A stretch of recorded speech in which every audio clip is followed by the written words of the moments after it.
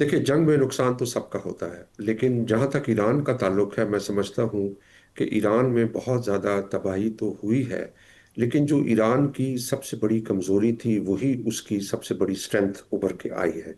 वो ये है कि ईरान 8 साल उसकी ईरान इराक जंग रही। उसके बाद जो सैंक्शंस थी, वो पिछले 40 सालों से सैंक्शंस ने ईरानी मईशत को जहां पे तबाह किया, वहीं उन्हें मजबूर किया कि उस सैंक्शंस के साथ वो कैसे जिंदा रह सके। तो अगर दुनिया में कोई वाहिद मईशत है जिसको पता है कि सैंक्शंस के अंदर कैसे सरवाइव करना है, तो वो रिजिलियंस ईरान के पास मौजूद है, और वो उससे फायदा उठा रहे हैं अभी तक। मेरे ख्याल में ईरान लंबी जंग में रह सकता है, इस वजह से कि वो उसको सरवाइव करना आता है उस मुश्किल हालात में।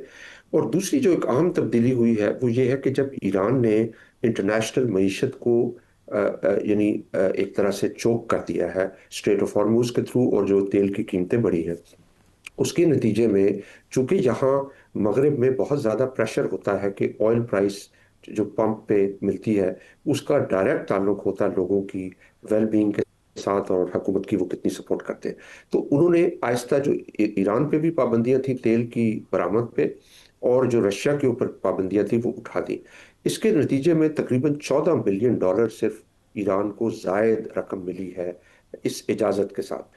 तो एक तरफ तो उनके पास एक हिस्ट्री है रेजिस्ट करने की और सरवाइव हम्म। करने की अंडर इंटरनेशनल प्रेशर, और दूसरी जानिब अब जो उनके पास मजीद पैसे आ रहे हैं तेल की दरामद पे जो पाबंदियां उठाई गई हैं, तो इससे मेरे ख्याल में उनका नुकसान तो बहुत ज्यादा हुआ है, लेकिन वो अभी होल्ड करने की पोजीशन में है फिलहाल।